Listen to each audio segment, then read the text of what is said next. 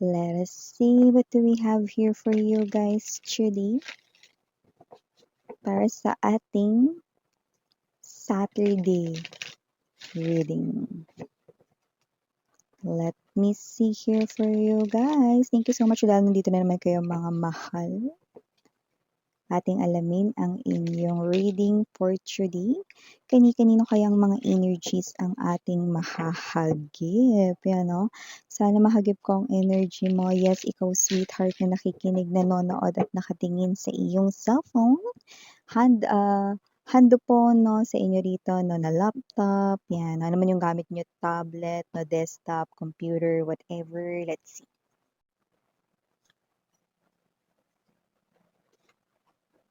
Oh, bato.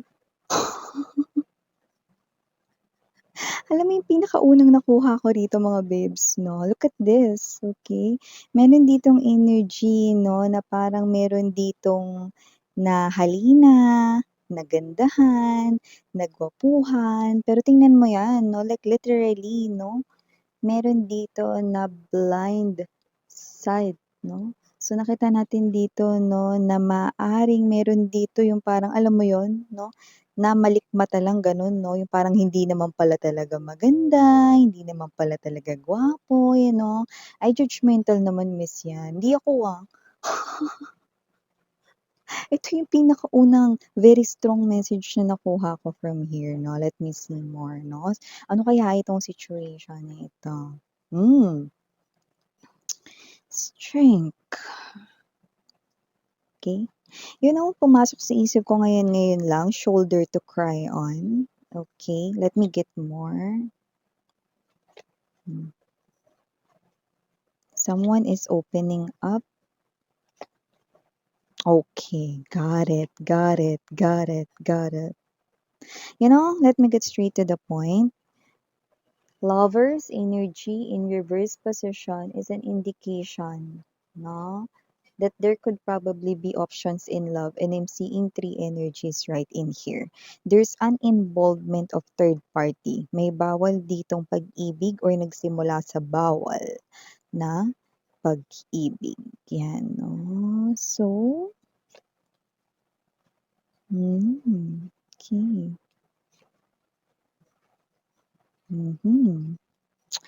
Parang gumaganda.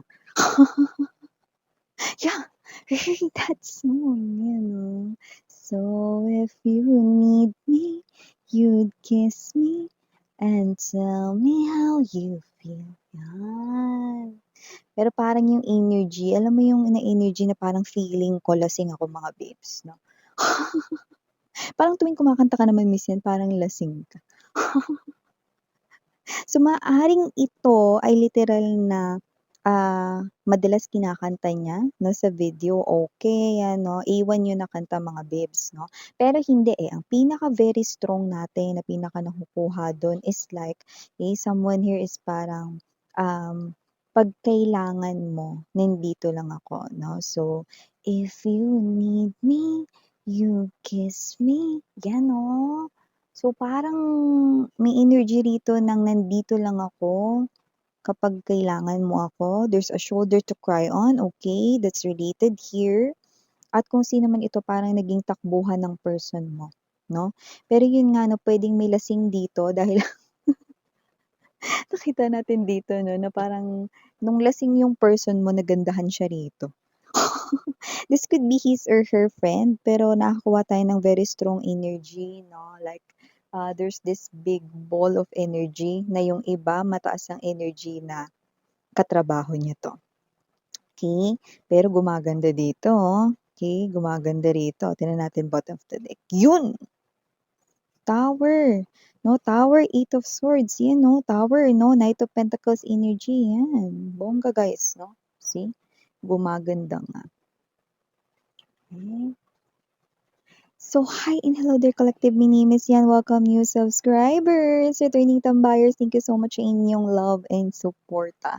At yun nga, kung hindi niyo pa notice, meron pa tayong other channel, doll name, Goddess of the Moon in Korean. Ang ibig sabihin yan, mga mahal, link niyan down below. Kaya naman, if interested na makapanood pa ng everyday collective readings, i-click lamang yan para kayo ay makapunta doon. At yun nga, wala tayo ditong gender sa babae, lalaki, LGBT. Lahat ay welcome, mga mahal. Kaya naman, just take how this resonates with you guys, and you can switch roles if you want, because possible naman talaga magka-switch because general reading ito.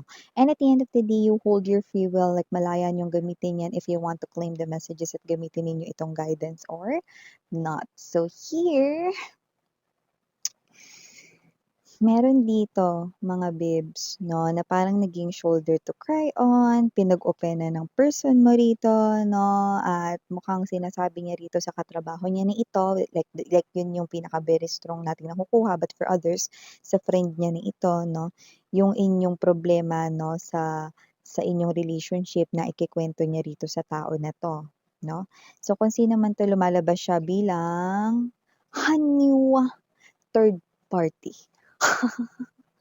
Kaya naman kasi naman 'tong energy na ito nakikita ko rito 'no, na mukhang 'pag may problema kayo ng person mo, mga babes 'no, puwedeng ito yung nakakainuman niya, ito yung nakakakwentuhan niya 'no, doesn't have to be na silang dalawa lang 'no. I'm also picking up 'no, that with the group of friends, puwedeng mga may iba pa silang mga kasamang mga iba pang katrabaho 'no, pero yun nga sila yung laging tabi ng upuan 'no. So, puwedeng ito yung lagi niyang napaglalabasan ng sama ng loob, hindi lang sa dapat nga sa'yo niya 'to binabanggit, eh, 'no. Pero dito kasi mga babes 'no, ito yung madalas niyang nakakasama, eh. Kasi sa trabaho mga babes 'di ba, depende kung ito ba ay 5 times a week or 6 times a week 'no, depende 'no, kung ilan yung rest day 'no, at ilan silang nagkakasama rito 'no, ano man yung trabaho niya, okey. Pero yun nga mas madalas na yung ginugugol ng time ng person mo ay sa trabaho niya, okey. Or kung sino man 'tong energy na 'to, nakita ko rito mga babes 'no, na na-fall yung third party sa person mo 'no. And with the 9 of Wands energy 'no, sa tuwing magkukuwento ng sama ng loob 'no, kapagka may problema kayo sa loob ng inyong relationship na dapat kayong dalawa lang naman yung nag-uusap 'no, this person here 'no, is naiinis siya, nagagalit siya rito sa inyo, 'no. So nakikita natin dito 'no. So, ang nangyayari rito mga babes 'no, kinukuha niya rito ang loob ng person mo dahil parang ito ay pagkakataon niya na. Parang, "Pagkakataon ko na." 'Yan 'no, kasi kung sino man 'tong energy na 'to mga babes 'no, pakiramdam niya ang ganda-ganda niya 'no, kapagka yung person mo mga babes 'no ay, kinakausap siya, nilalapitan siya 'no, so may gano'ng klase ng energy. Kinikilig siya rito 'no, pero sabihin ko sa inyo, yung person niyo rito 'no ay hindi unang nagkagusto sa third party, okey? Nakuha talaga sa agaw. Kasi unang lumabas dito na kaya nagkaroon rito ng bawal na pag-ibig 'no, talagang at first friend lang talaga yung tingin ng person mo sa kanya, sweetheart 'no, friend lang talaga 'no. So lumalabas dito 'no, na yung person mo dito is parang nagkukuwento lang ng normal 'no. 'Di ba tayo minsan meron tayong mga kinukuwento sa mga closest friends natin na mga ganap natin, minsan mga, issues sa life natin 'di ba shine-share natin, parang gano'n lang ka-normal 'no, gano'n lang ka-casual 'no.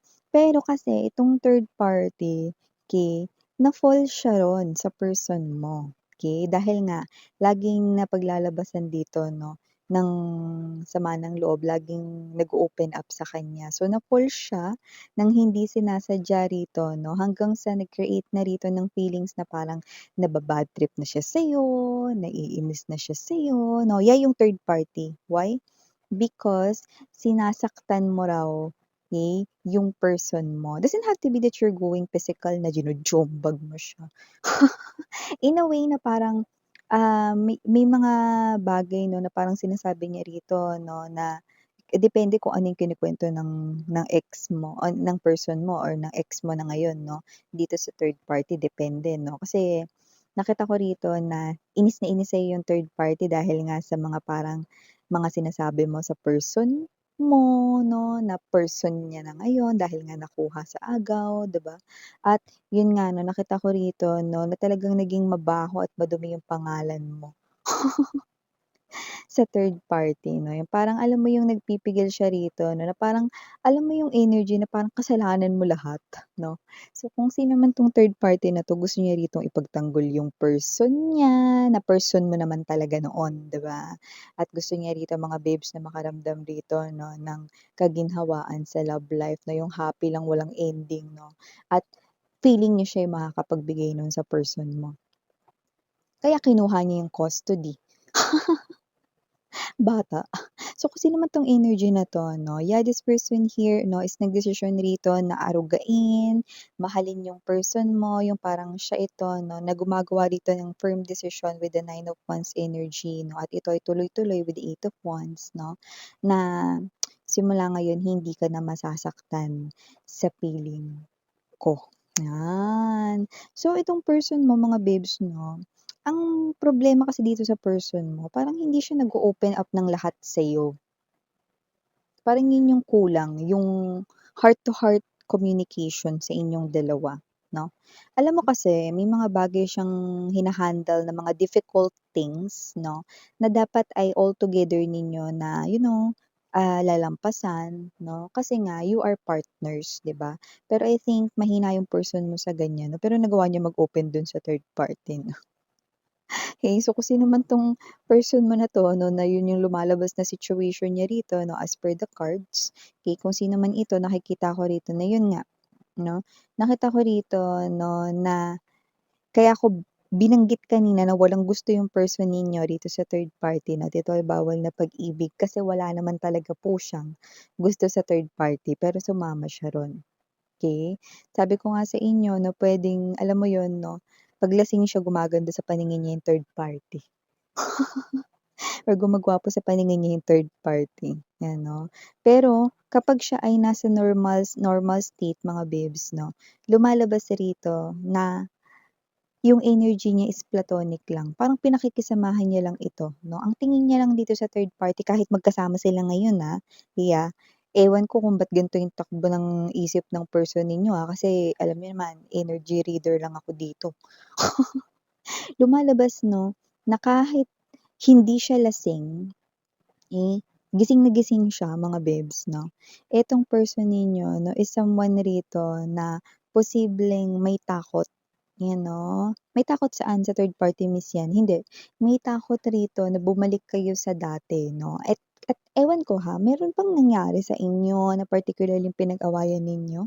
Like let's say bigyan ko kayong example, pero maaaring hindi ito yun, Kunwari ito, masyado kayong naging mahigpit sa kanya mga babes 'no, or kapag nagagalit kayo 'no, possible nakakapagsalita kayo ng mga sharp things 'no, or sharp words, puwedeng gano'n 'no.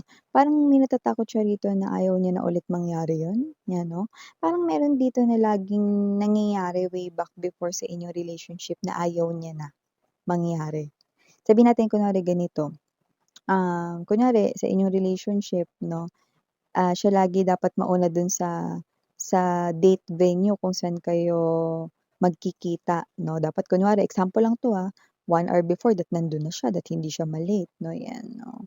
And parang yun, ayaw niya na yun mangyari ulit 'no, or dati kapag galit na galit ka 'no, puwedeng namumura mo siya 'no, pero out of anger 'no, so ayaw niya na ulit yun kasi 'pag nagalit ka ulit baka murahin mo lang din siya ulit 'no. Example lang yun, okey, para malinaw. Kasi meron siya ritong sinasabi na ayoko na ulit mangyari yun kasi nga parang may energy siya rito 'no, particularly here with you guys 'no, na parang meron siyang sinasabi na meron kayong ugali rito 'no, pero iba-iba naman kayo. May ugali kayo rito na yun yung ayaw niya na balikan, yun yung klase ng energy rito. Okay. So with the Hangman right in here, okay, Four of Cups energy, nakita ko rito mga babes 'no, na itong person ninyo, mahal kayo, mahal niya kayo, mm. At kung tatanungin ninyo ako kung mahal niya yung third party, kaya nga sinabi ko sa inyo wala siyang gusto sa third party mga babes 'no, pero pinakikisamahan niya ngayon kasi may nag-aalaga, may nag-aasikaso sa kanya, yun lang. Parang ginagamit niya lang yung third party rito, ganong klase lang ng energy. Kawawa rin yung third party, Kasi ginagamit lang siya rito, 'Kaya nga 'no, yun yung ating nakuha 'no, thank you spirits 'no, na if himayin natin na, if you need me, 'pag kailangan mo ako, you kiss me, hinahalikan mo ko. See, himay-himayin natin. So 'pag may kailangan lang siya, iki-kiss niya. So puwedeng may gusto siyang pabili, binibili 'no, ng third party pagtapos siyang i-kiss 'no or lambingin, 'di ba? So if you need me, you'd kiss me, and tell me how you feel. So if you love me, So kung sino man 'tong energy na 'to 'no, parang mahalin mo lang ako, lahat ng gusto mo ibibigay kong kapalit. Nakuha mo? Gano'ng klase ng energy. Pero meron na ritong nagigising with the Eight of Swords energy at ang nagigising rito hindi ang third party 'no, kasi handa pa ring magpagamit ang third party. Ang nagigising rito kaya gumaganda na ay ang person mo. 'Yan 'no, Eight of Swords energy, Tower right here 'no, hindi ko na 'to kaya, 'yan 'no. With the Tower right in here 'no, this is a very strong awakening moment with the lightning. So, lumalabas na kung sino man yung person mo, this person here is coming back. Yan, no? Tignan mo nakapaa siya. Nahihiya ito sa kalukuhan niya rito, no? Yan ang nakita ko rito. Pabalik na ito sa inyo. Okay? Nahihiya siya kaya naglakad. May kabayo naman pero naglakad, di ba? So, nakita ko na siyang pabalik dito sa inyo 'no, mag-start daw kayo anew. At eto siya 'no, na i-o-open up niya na sa inyo rito kung ano yung sinasabi niya rito na gusto niyang mabago mo sa pag-uugali mo. Kasi meron siyang sinasabing gano'n. Alam naman natin na walang perfect sa relationship, 'di ba? Siya rin meron ding ugali rito 'no, at ikaw meron din 'no. So ngayon willing siya itong pag-usapan at maitama 'no, at ngayon ready na rin siya rito mga babes 'no, na sabihin sa inyo 'no, kahit medyo kinakabahan siya 'no, yung ugali na sana hindi na magbalik daw sa inyo 'no, kasi parang meron siyang sinasabi rito ayaw niya na ugali ninyo, okey? Kung ano man yun, okey, kayo nakakaalam nun mga babes 'no, but this person here is coming back sa inyo. And for the third party, alam ng third party hindi siya mahal ng person mo, kaya kung may nangyayari man sa kanila, so sad pero wala lang yun sa person mo. Your person is just using this third party here, okey? Pero yun nga, hindi pa rin tama 'no, na ginagamit ng person mo itong third party na 'to, 'di ba? So yeah, these are all the messages we've got right here for you guys 'no. I know alam mo kung paano i-deal itong situation na 'to. Thank you so much. Okay, again, I'm your Yana on Ni Sarang Love and Light. And yung